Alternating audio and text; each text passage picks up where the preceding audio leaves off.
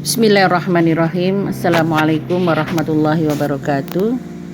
Innal hamdalillah nahmaduhu wa nasta'inuhu wa nastaghfiruh wa na'udzu billahi min syururi anfusina wa min sayyiati a'malina may yahdihillahu fala mudhillalah wa may yudlilhu fala hadiyalah. Asyhadu an la ilaha illallah wa asyhadu anna Muhammad abduhu wa rasuluhu la nabiyya ba'dah. Rabbi shrah li sadri wa yassir li amri wahlul 'uqdatam min lisani yafqahu qawli, amma ba'd. Segala puji hanya bagi Allah. Sholawat dan salam semoga senantiasa tercurah kepada Nabi kita, junjungan kita, Rasulullah Shallallahu Alaihi Wasallam, yang senantiasa kita harapkan syafaatnya pada hari kiamat kelak. Begitu pula kepada para sahabat, keluarga beliau yang mulia, serta seluruh pengikut risalahnya hingga akhir nanti. Teman-teman yang dirahmati oleh Allah Subhanahu wa taala, ketika tadi kemarin ya beberapa waktu yang lalu kita berbicara tentang bagaimana mengenali diri, kita sudah sangat memahami bahwa sesungguhnya tidak kuciptakan jin dan manusia kecuali beribadah kepadaku, kata Allah. Kemudian menjadi pemelihara bumi adalah visi dari kehidupan kita, dan berperan apapun dan menjadi apapun kita, itu kita bisa mewujudkan dua hal tersebut. Nah, kita berharap bahwa dua hal tersebut itu benar-benar selalu kita pahami dan kita mengerti dengan benar, bahwa kehidupan kita itu bersumber kepada dua itu, ya, tujuannya kepada dua hal tersebut. Nah, teman-teman yang dirahmati oleh Allah Subhanahu wa taala, barakallah, selamat dan bersyukur kita dipertemukan dengan bulan Ramadan, bulan yang oleh para sahabat itu dinanti-nanti sejak 6 bulan yang lalu. Sering saya menyampaikan, bisa jadi kita tidak termasuk orang-orang yang menanti bulan Ramadan seperti para sahabat menantinya, tetapi kita berharap bahwa kita selalu menginginkan perjumpaan ini, karena sungguh Allah Subhanahu wa taala itu punya maksud. Kenapa selalu ada momen-momen yang Allah berikan kepada kita sesuatu yang istimewa. Misalnya, dari sekian banyak waktu yang Allah utamakan adalah sepertiga malam. Di sekian banyak hari, 7 hari, yang Allah istimewakan adalah hari Jumat. Dan sekian 12 bulan yang ada, Allah istimewakan bulan Ramadan.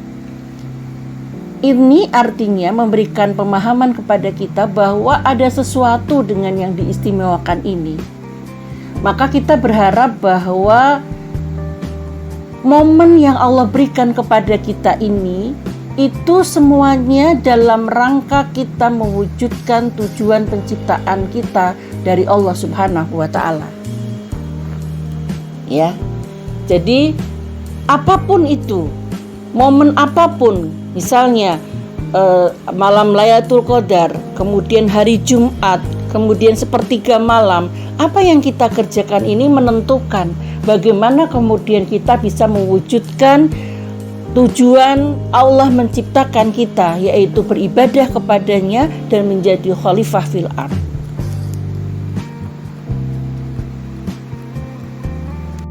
Teman-teman yang dirahmati oleh Allah Subhanahu wa taala, yang disayangi oleh Allah Subhanahu wa taala, bulan Ramadan ini adalah momen yang paling bagus, yang indah, yang Allah berikan kepada kita untuk kita bisa berlatih, sekaligus mencari keridhoannya, mencari keampunannya, sekaligus mentadrib kehidupan kita agar kita menjadi orang-orang yang muttaqin, seperti yang Allah janjikan kepada kita, yaitu dalam Quran surat Al-Baqarah ayat 183, yang tentunya teman-teman sudah banyak yang menghafal, Ya ayyuhalladzina amanu kutiba alaikumusiyam kama kutiba alal ladzina min qablikum la'allakum tattaqun. Allah menjanjikan la'allakum tattaqun. Nah, ini sangat sinergi dengan materi terdahulu kita bahwa sesungguhnya menjadi apapun, siapapun kita, apapun kondisi kita, itu sebenarnya Allah memberikan kesempatan kepada kita untuk menjadi la'allakum tattaqun. Apakah dia laki-laki atau perempuan, apakah dia kaya atau miskin, apakah dia normal atau difabel, ataupun bahkan idiot pun itu bisa mencapai gelar la'allakum tattaqun, takwa. Jadi takwa ini tidak diskriminatif. Ya, kalau kita menjadi seorang dokter pasti harus belajar di fakultas kedokteran. Ya, kalau kita ingin jadi guru maka kita juga harus belajar keguruan, ya, di fakultas keguruan. Nah, tetapi kalau la'allakum tattaqun, ya, yaitu menjadi orang yang bertakwa, agar kita menjadi orang yang bertakwa, kita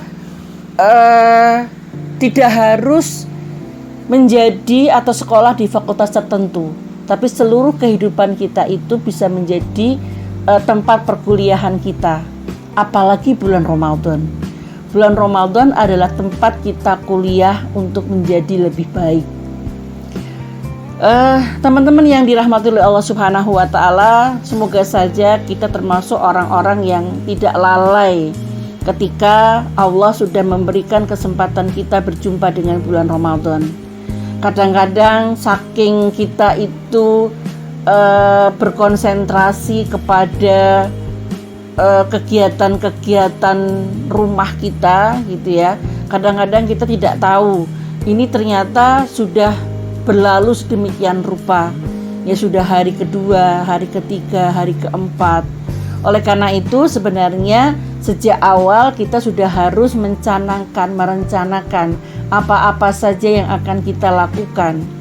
Dalam ilmu manajemen apapun sesungguhnya 90% dari keberhasilan itu terletak pada perencanaan. Saya berharap teman-teman semuanya sudah merencanakan bulan Ramadan minimal ketika masuk bulan Sya'ban, ya, atau lebih baik Rajab, karena doanya kan jelas, Allahumma barik lana fi Rajab wa Sya'bana wa balikna Ramadan.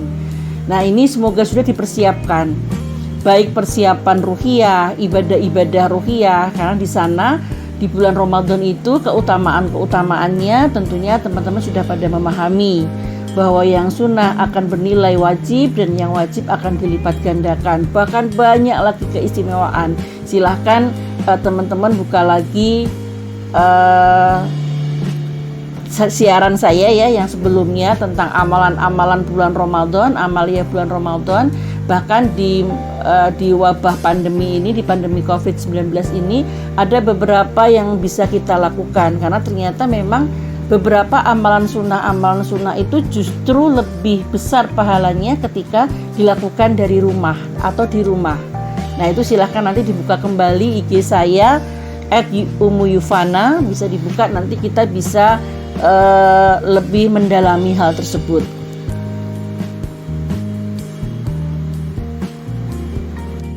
Teman-teman yang dirahmati oleh Allah Subhanahu wa Ta'ala, sekali ini berkenaan dengan materi yang diberikan kepada saya tentang memantapkan hati di bulan yang suci ini, saya mengambil satu tema ya, tentang kunci sukses Ramadan, yang memantapkan gitu ya. Kuncinya apa sih gitu?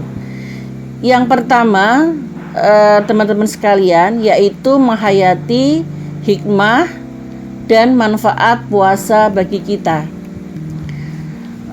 Jika seorang memahami maksud, hikmah dan manfaat dari apa yang ia lakukan, maka tentunya dia akan menjalankannya dengan ringan dan senang hati. Maka begitu pula seorang yang berpuasa, ketika dia benar-benar mampu menghayati hikmah puasa, maka ibadah yang terlihat berat itu akan dijalani dengan penuh kekhusyukan dan hati yang ringan.